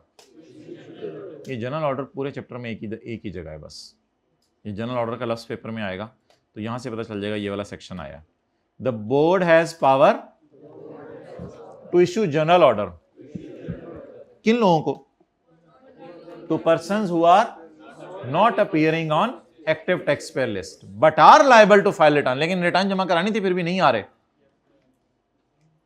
The general order will have the following consequences. तो पेपर में 2-3 नंबर का सवाल अलग से आ सकता है कि जनरल ऑर्डर आया है, इसके क्या नतीजे हैं बेचारे बंदे के ऊपर, तो उसको ये कॉन्सिक्वेंसेस बर्दाश्त करने पड़ेंगे। ये आसान है सारे। अच्छा, फोन बंद, मिलने बंद, ट्रैवलिंग बंद, फॉरेन ट्रैवलिंग बंद, अनलेस के आप ये करने जा रहे हैं, अनलेस के आप 2 साल के हैं, तो आप फिर नहीं आपको जब बाहर आओ। द बोर्ड, अच्छा हमारे लॉ में माइनर मूनर ये कोई चक्कर नहीं है। हमारे लॉ में ये है कि अगर 3 साल का बच्चा भी इनकम कमा रहा है, मिसाल के तौर पे 3 साल के बच्चे के नाम आपने कोई चीज़ लगवा दी और जो है कोई दुकान उसके नाम कर दी, उससे वो बिज़नेस कमाना शुरू हो गया और वो पैसे सारे रोज उसके हाथ में डाले जा रहे हैं आगे, तो he is liable to pay tax. हमारे लॉ में कोई माइनर मूनर का कोई एक्सेप्शन नहीं है कि ये है। हाँ, वो एक प्रोविजन लिखी हुई थी कि 18 साल से ऊपर का बच्चा है तो अम्मी अब्बू के हाथ में, वो वाली बात अपनी जगह, but he still liable to pay tax. The board और the commissioner may order restoration. Restoration की क्या कंडीशंस है? या तो आप जमा करा दें रिटर्न, या साबित कर दें मैंने रिटर्न जमा नहीं कराई। अगर आपने कोई जुर्म किया है तो आप रिटर्न जमा करवाएं, और अगर आप साबित कर दें कि मैंने रिटर्न जमा ही नहीं करानी थी तो फिर रिस्टोरेशन हो जाएगी। जरा साथ दाएं में वाले की आंखें खुलवाएं, फिर आगे चलते हैं। जनरल ऑर्डर इशू करने की कंडीशंस, ये सवाल आ गया पेपर में 2-3 नंबर का तो मजा आ जाएगा। जनरल ऑर्डर की कंडीशंस। जनरल ऑर्डर इशू किया ही नहीं जा सकता जब तक कि ये कंडीशंस पूरी ना हो जाएं। जब ये कंडीशंस पूरी होंगी तब एफडीआर वालों को खुली छूट है कि आपको क्या भेजें, जनरल ऑर्डर। फिर आपको जनरल ऑर्डर भेजें, कोई मसला नहीं। A person shall be included in the general order if the following conditions are fulfilled. कौन सी कंडीशंस पूरी करें? A person shall be included in general order, shall be included in general order by, किसको power है कि मुझे general order भेजे? अगर कमिश्नर 3 काम कर ले तो मुझे जनरल ऑर्डर भेजे। पहला काम, मुझे 114 के 4 वाला नोटिस भेजे, बेटा तुम्हारी रिटर्न नहीं आई, 30 दिन में जमा करा दो। दूसरी बात, 30 दिन गुजर जाएं। तीसरी बात, मैं फिर भी ना जाऊं, फिर वो कहेगा मैं आ रहा हूं जनरल ऑर्डर लेके। A notice for furnishing return has been issued by commie under section 114 का 4। The date of compliance of notice has elapsed, 30 दिन गुजर गए हैं, and the ढीठ बंदा has yet not filed the return, और ये कहा मैं अभी भी रिटर्न जमा नहीं कराता, कर लो जो करना है। कर लिया, चल जात से उतर। नहीं मैं तो उम्रा करने जा रहा हूं, चल होके आ जरा फिर जल्दी है। रिलैक्सेशन में क्या करूं? अच्छा भाई, ये प्लीज़ कुछ बच्चे ऐसे गलत समझते हैं कि ये ऐसी बेवा है जिसकी उम्र 25 साल से कम है और अब्बू फोत हो चुके हैं और माजूर है और नॉन रेजिडेंट है। खुदा के लिए ऐसा नहीं है। ये ऐसी बेवा नहीं है जो कि जो है यतीम भी है और माजूर भी है और नॉन रेजिडेंट। ये 4 अलग अलग बंदे हैं। तो खुदा के लिए प्लीज़ ऐसा, nothing to smile at and nothing to laugh at. अच्छा जी, सेक्शन 116, कमिश्नर नोटिस देगा किसी भी इंडिविजुअल को। यार ईओपी ने तो नहीं रिटर्न जमा करानी है ना, ईओपी ने तो नहीं वेल्थ स्टेटमेंट जमा करानी, वेल्थ स्टेटमेंट तो इंडिविजुअल ने जमा करानी है। और वेल्थ स्टेटमेंट ईओपी के पार्टनर्स ने अलग अलग जमा करानी है, सुहेल खालिद काजी ने। या कल की क्लास में हम टेस्ट डिस्कस करेंगे, अभी जो लेटेस्ट टेस्ट हुआ था हमारा, तो उस टेस्ट की डिस्कशन के अंदर जमशेद और सुल्ताना उन्होंने अलग अलग रिटर्न, अपनी रिटर्न के साथ क्या जमा करवानी है, वेल्थ स्टेटमेंट। तो याद रखिएगा, वेल्थ स्टेटमेंट ईओपीज और कंपनीज ने जमा नहीं करानी होती, रेजिडेंट इंडिविजुअल ने जमा करानी है, और ऐसा इंडिविजुअल जो ईओपी का पार्टनर है। उसमें क्या चीजें होनी चाहिए, फॉरेन एसेट्स, इसके साथ एज ऑन का लफ्ज लिखना है, फॉरेन लाइबिलिटीज, इसके साथ भी एज ऑन का लफ्ज लिखना है। उसके बाद आपने जो है वो एसेट्स अगर आपके बीवी बच्चों के है उसके साथ भी एज ऑन का लफ्ज लिखना है, और जो ट्रांसफर किए हैं आपने एसेट उनके साथ ड्यूरिंग द पीरियड का लफ्ज लिखना है, और खर्चों के साथ भी ड्यूरिंग द पीरियड का लफ्ज लिखना है। ये रेजिडेंट इंडिविजुअल ने जमा करानी है और एवरी पार्टनर ऑफ एओपी उसने जमा करानी है। अगला पढ़ लें, अगर आप भूले से कोई चीज भूल जाएं वेल्थ स्टेटमेंट में, आप कमिश्नर को इंटीमेट करके उसको चेंज कर लें, लेकिन ये रिवीजन आप सॉरी अगली लाइन मैंने आपको नहीं पढ़ाई हुई, नीचे आ जाए। रिवाइज वेल्थ रिकॉन्सिलिएशन भी जमा करानी पड़ेगी, कल याद है ना, वेल्थ स्टेटमेंट वेल्थ दोनों अलग अलग थी। अगर कमिश्नर की ये राय है कि रिवीजन गलती से हो गई है आपसे, यानी रिवीजन में सॉरी गलती भूले से हो गई है, अनजाने में हो गई है, हमें धोखा देने की नीयत से नहीं हुई, तो फिर आपको इजाज़त मिल जाएगी और आप 5 साल के अंदर अंदर क्या कर सकते हैं, वेल्थ स्टेटमेंट को रिवाइज कर सकते हैं। अच्छा, रिटर्न को कब रिवाइज कर सकते हैं ये नहीं लिखा हुआ था, उसके बारे में लॉ साइलेंट है, फिर इस पर कभी बात करेंगे। वेल्थ स्टेटमेंट को कितने अरसे में रिवाइज करना है, 5 सालों के अंदर। जिस बंदे के साल की इनकम, आई होप फायदा हो गया होगा आपको, तकरीबन अब तो कोई कसर नहीं रहेगी।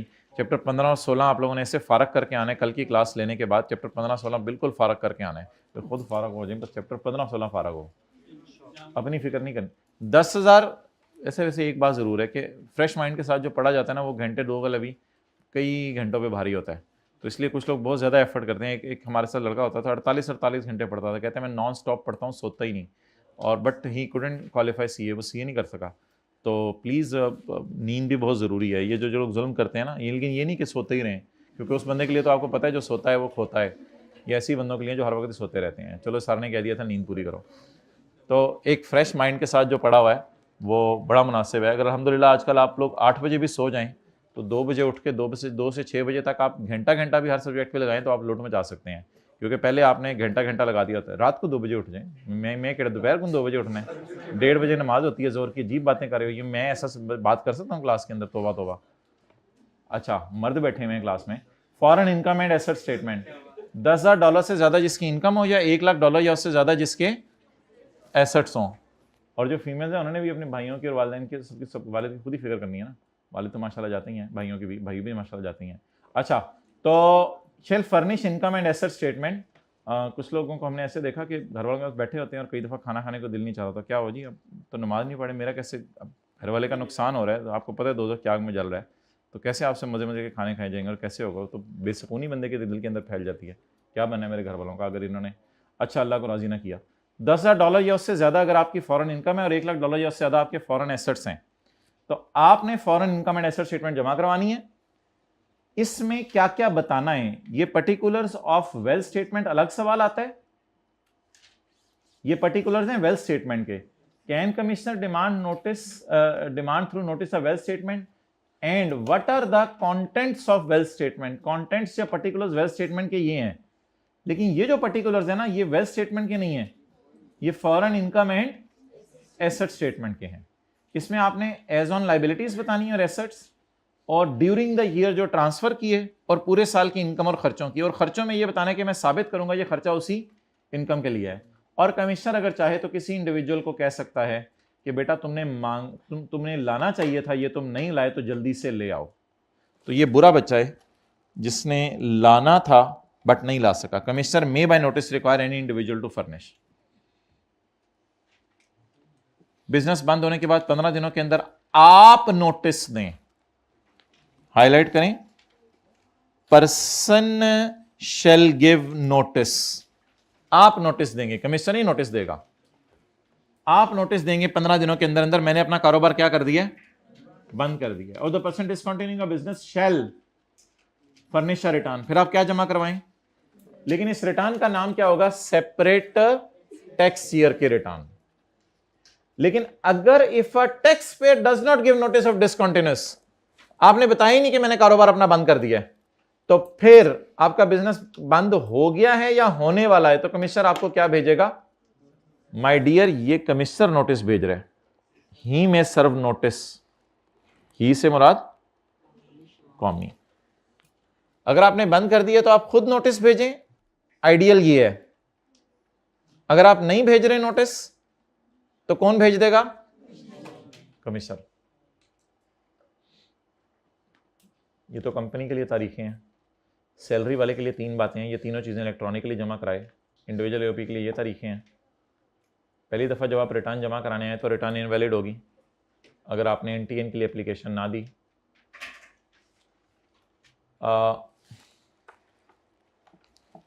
मेन बात जरा मैं हाईलाइट कर रहा हूं, इसमें फील कीजिएगा जरा। हेडिंग्स बना रहा हूं,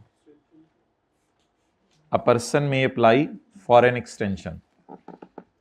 सबसे पहले हमने आपको कहा है कि एक्सटेंशन अप्लाई करो। अगली चीज हमने आपको कहा है बाय द ड्यू डेट, 30 सितंबर से पहले हमने आपको कहा एक्सटेंशन अप्लाई करो। फिर हमने कहा ड्यू डेट से पहले आ जाना। फिर हम आपको रीजंस बता देते हैं, बिकॉज ऑफ ये 3 रीजंस हैं। बिकॉज ऑफ दिस कमिश्नर में ग्रांट। अगर ये 3 चीजें हो तो आपको इजाजत मिल जाएगी। तीसरी चीज तो खुली है ना, तीसरी चीज तो देखें मजे ही मजे हैं। तीसरी चीज में तो आपकी कन्विंसिंग पावर है, कमिश्नर को आप कन्विंस कर लें, कोई भी रीजनेबल कॉज हो, बस रीजनेबल आपने उसको बनाना है। वो माशाल्लाह आप एक्सपर्ट हैं बना। नहीं अल्हम्दुलिल्लाह आप तो अच्छे बच्चे। एक्सटेंशन कितने दिनों की मिलेगी, नॉट एक्सीडिंग 15 डेज। लेकिन आप चीफ कमिश्नर के पास, कमिश्नर अगर इजाजत नहीं दे रहा तो किसके पास चले जाएं, चीफ कमिश्नर के पास। हाइब्रिड में पहली रो में चीफ कमिश्नर के पास जाएं जरा दोनों। हद्दी हो गई, वद्दी हो गई आज तो। Control M, control end. भाई एन से माइक्रोसॉफ्ट वर्ड में नहीं आता है। मैं इस वक्त कुछ और खोला हुआ है, क्यों पंगे ले रही हो काम करने दो ना। अगर मैंने आपको ये सिखाना होता तो फिर मैं खासा बताता भी मैं कंट्रोल एम क्यों कर रहा हूं।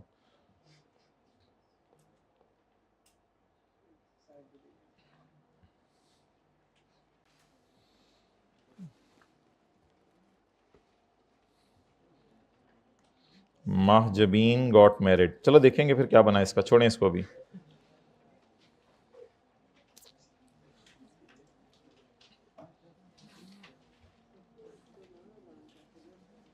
Question 35,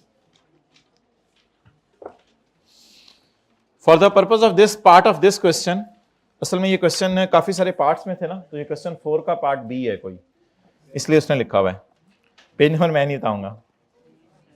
for the purpose of this part of question assume that today is 30 September 23। My dear वही बताना चाह रहे हैं ना कि 30 जून 23 को मेरा ईयर एंड हो गया होगा और मैं रिटर्न बना रहा हूं किस दिन खड़े होके, 30 सितंबर 23। समझ आ गया इस लाइन का पहली का। इस क्वेश्चन के लिए आप एज्यूम करें आप कहां खड़े हैं, 30 सितंबर 23 को। दूसरी टांग भी इधर करो ना, चलो खैर है। ऑन यकम जुलाई 22 कलसूम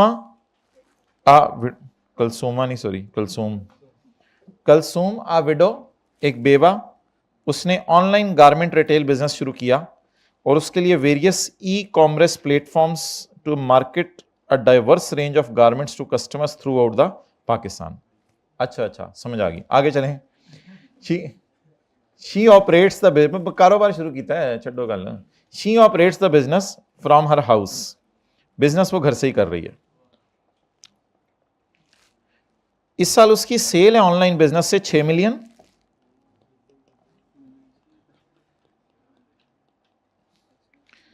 और उसके खर्चे हैं 58 लाख। बाजी खर्चे ही कर दी नहीं है तो लगता। At year end her sole assets were 1300 CC personal गाड़ी में घूमती हुई नजर आई, और 8 लाख रुपए उसके पास कैश ऑन हैंड पड़ा हुआ था। Under the provisions of income tax ordinance, शायद आपको ये सवाल आपको कराने का मकसद ये था कि अब आपको समझ आनी चाहिए कि घर में जाके कितने इंपॉर्टेंट तरीके, ज़बरदस्त तरीके से आपको सवालों को पढ़ना पड़ेगा, वरना एक पैसे घुमा के मारेगा, आपको पता नहीं चलना। तो इसलिए सिनेरियो बेस्ड सवाल आ रहे हैं, सारी चीज़ों को समझना पड़ेगा।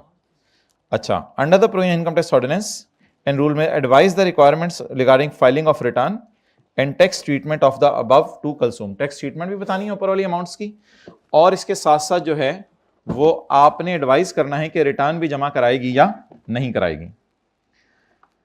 During the year, the sales from online business was 6 million and total expenditure including her personal expenses were 58 lakh.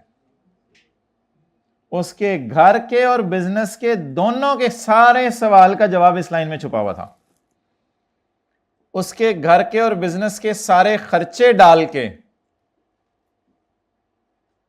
वो उसकी इनकम कितनी है, 58 लाख खर्चे हैं उसके और 6 मिलियन इनकम है।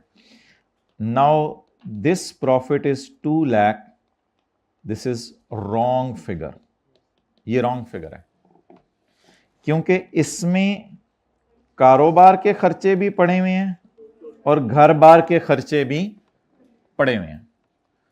तो ऑब्वियसली अब हम ये लिख के आएंगे कि कलसूमा को कारोबार और घर के खर्चे अलग अलग करने चाहिए। ये क्या, अच्छा, कलसूम को कारोबार के और घर के खर्चे अलग अलग करने चाहिए। And if her taxable income exceed than by 6 lakh, और फिर अगर उसकी इनकम 6 लाख से बढ़ जाए, क्योंकि हो सकता है इसमें 8 लाख घर के खर्चे हों, अगर इसमें 8 लाख घर, ये तो 8 लाख कैश इन हैंड है ना, इसको तो ना देखें ना, हो सकता है इसमें 8 लाख घर के खर्चे हों, तो फिर 50 लाख बिजनेस के, तो फिर 60 लाख माइनस 50 लाख, अल्लाह शुक्र है 10 लाख है, फिर तो टैक्स देना पड़ेगा। तो हम इस तरह लिख के आएंगे कि अगर इसके घर के खर्चे इतने हैं कि इसकी इनकम 6 लाख से बढ़ जाए, then she is required to file a return. अब जजमेंटल से ही जवाब दे के आएंगे ना, उसने हमें खुद ही कोई फिगर ही नहीं दी, घर के खर्चे अलग से बता देता तो फिर तो मैं बड़ा एग्जैक्ट और जबरदस्त किस्म का जवाब दे के आता। तो फिर इसने जो है वो ये करना है, हाउएवर इफ उसके घर के खर्चे इतने हैं कि उसकी इनकम बिलो 6 लाख गिर जाती है, तब भी उसने रिटर्न जमा करानी है, तब भी उसने रिटर्न जमा करानी है, क्योंकि ये इंडिविजुअल है और ये क्या कर रही है, still she will be required to file a return अगर 6 लाख से, but if these profits are greater than 3 lakh. फिलहाल तो 2 लाख प्रॉफिट आ रहे हैं ना, 2 लाख तो फिगर ही गलत है ना, 2 लाख के तो बात ही नहीं करनी, हमने तो 2 लाख पे कोई बात नहीं करके आनी, 2 लाख तो फिगर ही गलत है। उस तक पहुंचते हुए कौन से खर्चे माइनस हो चुके हैं। तो मेरे ख्याल से आप ऐसे उसको जवाब दीजिएगा कि अगर उसको जो है वो 6 लाख से ज्यादा उसकी इनकम है तो वो रिटर्न जमा करवाए, अगर 6 लाख से कम है तो भी वो 3 लाख से 6 लाख वाली में गिर जाएगी। लेकिन अगर उसकी इनकम 3 लाख से भी कम है और 2.5 लाख रुपए है मिसाल के तौर पे, फिर जरा मुझे देख लेने दें, फिर मुझे जरा तसल्ली से देख लेने दें। फिर अगर उसकी इनकम 2 लाख से कम है तो फिर वो विडो वाली रिलैक्सेशन देखते हैं अवेल करती है या नहीं, क्योंकि विडो वाली रिलैक्सेशन सिर्फ 4 पॉइंट्स में अवेलेबल है।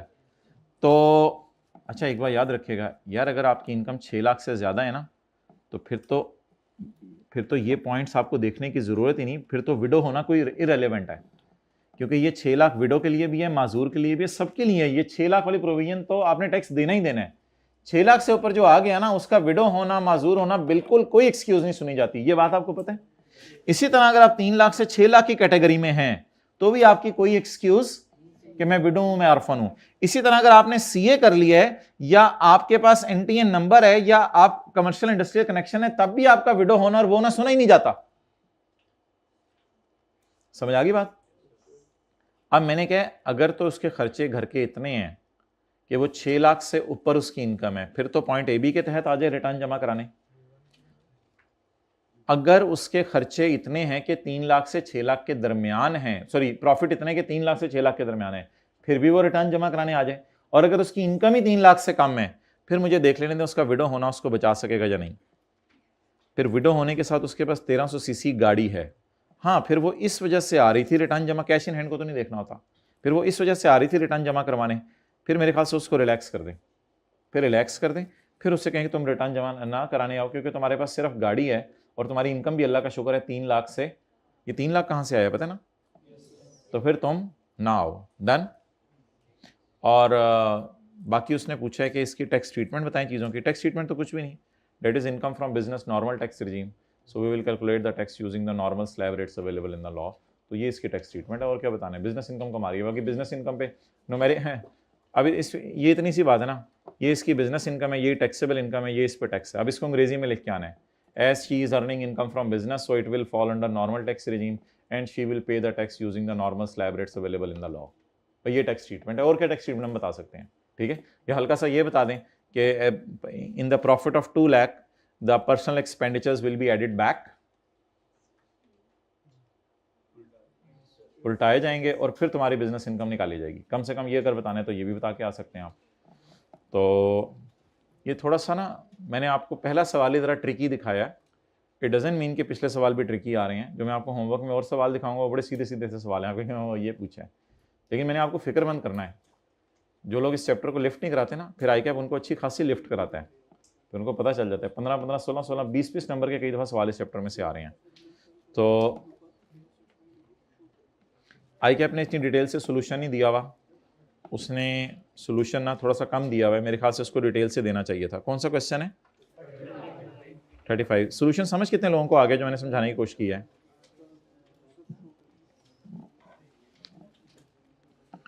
वो बात जो मैंने तीसरे नंबर पे की, हमारा सवाल पहले नंबर पे कर रहा है। As a widow she is exempt from filing return despite owning 1300 CC, चाहे उसके पास 1300 सीसी कार है, उसको रिलैक्सेशन अवेलेबल है, क्या होने की वजह से? विडो होने की वजह से। ये वो तीसरी बात जो मैंने एंड पे की, इसने सबसे पहले की। हाउएवर अब उसने हाउएवर करके पहली वाली 2 बातें कर दी जो हमने की हैं। However, starting a new business during the year obligates her to file a return if her business income exceeds, अगर उसकी बिजनेस इनकम 3 लाख से बढ़ गई है तो फिर तो ये मारी जाएगी, विडो होना इसको बचा नहीं सकेगा। Although the reported figures in the question depict income of only 2 lakh, 60 lakh minus 58 lakh, which is below the threshold of 3 lakh. The expenditure amount comprised of both personal as well as business expenses. However, for computing taxable income only, therefore by considering business expenses only, her income may exceed 3 lakh. हो सकता है बढ़ जाए 3 लाख से, and consequently she is required to file a, अब इसने 6 लाख वाली बात की नहीं, हम वो करके आ सकते हैं, मैं आपको बता रहा हूं, वो भी करने में कोई हर्ज नहीं कि इसकी 3 लाख से 6 लाख तक बढ़ जाए तो ना सिर्फ रिटर्न जमा कराएगी बल्कि उसके साथ साथ टैक्स भी जमा कराएगी। उसके बाद moreover if a taxable income for business seats 6 lakh, वो कर दी sorry, she is required to pay tax based on tax rates given in the first schedule of the, मैंने टैक्स फर्स्ट शेड्यूल तो आपको याद करने को नहीं कहा था, मैंने कहा था स्लैब रेट्स लिखाइए as per the slab rates given in the law. तो ये मैंने पहले नंबर पे आपसे बात की थी, ये दूसरे नंबर पे आपसे की थी, और ये वाली बात मैंने तीसरे नंबर पे की थी। कितने लोग कह रहे हैं ये सवाल हो जाना था पेपर में हमसे? 1 2 3 4 5 6 7 15, इधर हाइब्रिड में प्लीज कितने लोगों को समझ आ गया था, हो जाना था पेपर में? Okay, that's nice. चले मैं डियर आगे। कितने लोग कहते हैं जरा आज थोड़ा सा मजा आया चैप्टर 15 का, रिवीजन भी हो गई है और जरा पता भी चल गया उसने कहां से पकड़ के हमें मारना है। लेकिन ही डजंट मीन के अब मार्च 2023 के अंदर अगर इस तरह का सवाल आया है तो मार्च 2023 के अंदर बाकी सवाल भी इसी तरह के होंगे। बाकी मार्च 2023 के अंदर हलवा सवाल पड़े हुए हैं। जो लोग कहते हैं रट्टा नहीं मारना, मेरे से याद नहीं होता साथ साथ, उन लोगों के लिए आई कैप कहते हैं इधर आ जाओ, फिर 7 नंबर तो अभी से फारग कर लो अपने।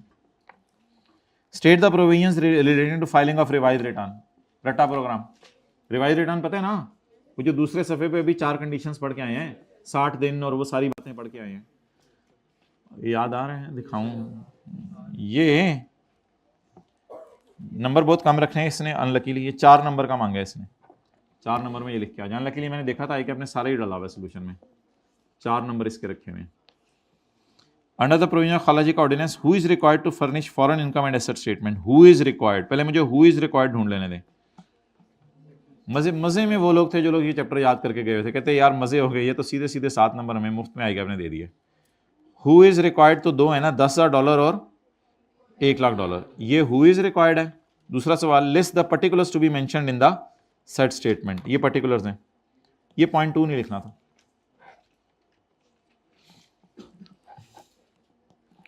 अच्छा हुआ मुझे पास पेपर करा दिए, वरना अभी तक तो मैंने लिफ्ट नहीं कराई थी इस चैप्टर को। यार रशीद हट जा यार, मुझे लग रहा है कोई देख, सितंबर 23 में भी इस चैप्टर में से ना उसने पूरी उठा के गेम डाली है। अब ये थ्योरी के सवाल नहीं डाल रहा है इस चैप्टर में से, हल्के फुल्के थ्योरी के सवाल डाल रहा है रट्टे वालों के लिए, लेकिन अब ये ज़रा डायरेक्ट हो गया हमसे। तो ज़ाहिर बात है सिनेरियो पे सवाल सॉल्व करने के लिए भी यू नीड टू, आपको याद करनी पड़ेंगी चीज़ें, और ये भी इंग्लिश इंशाल्लाह कोई मुश्किल नहीं है। हमने कलसूम को फारग कर दिया, तो ये कौन है, माह जबीन, और ये कहाँ किस खेत की मूलियाँ, अब सॉरी यार ऐसे अल्फाज नहीं बोलने चाहिए। मतलब समझाने का मतलब ये है कि बस ठीक है, आसान चीज़ें हैं, अब क्या है। ऑन नहीं होता था हमारी खाला जी का बेटा, on has discovered an error in income tax return, return में उसने गलती पकड़ ली है, जो ड्यू डेट को जमा कराई थी 30 सितंबर को जमा कराई थी। क्या हुआ, क्यों ऑन के बारे में हंस रहे हैं, मत हंसें, वो आ गया तो बुरा मनाएगा। Now he intends to file a revise return, अब वो रिवाइज रिटर्न जमा कराना चाहते हैं वॉलंटरीली, अपनी खुशी से। भाई इधर क्लास हो रही है। Now he wants to file return voluntarily, state the conditions which one must comply. यार आई क्या ना इसे पंगे लेना, 4 नंबर का सवाल दे रहा है और तूने लाइनें 15 लिखी हुई हैं इधर। चल ठीक है, खेल हमारे फ्यूचर से, तेरी मर्जी है।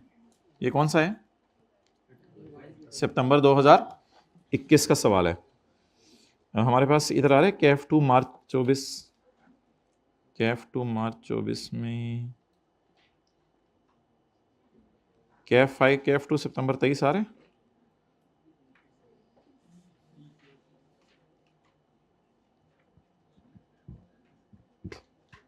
क्वेश्चन पेपर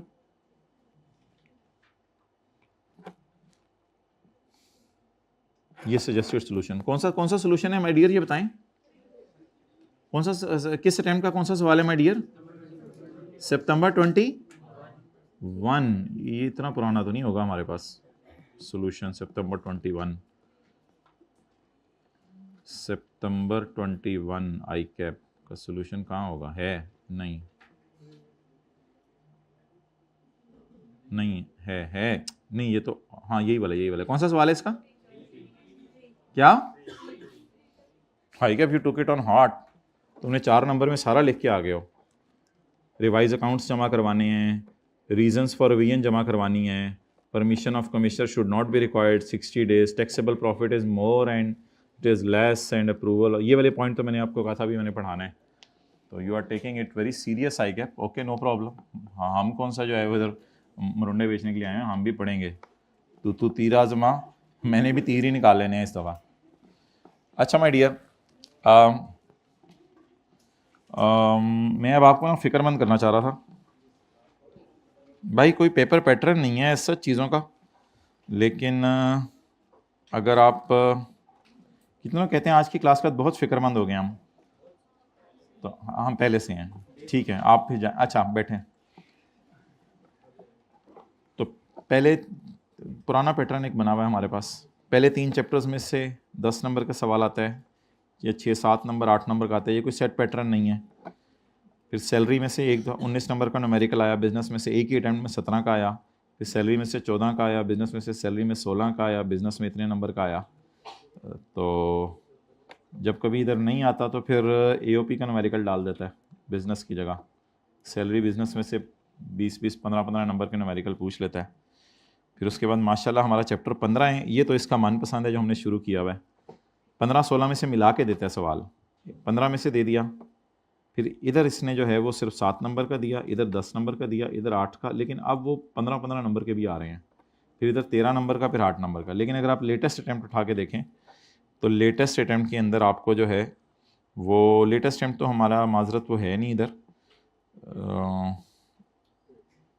एक हमने उठाया था इधर से,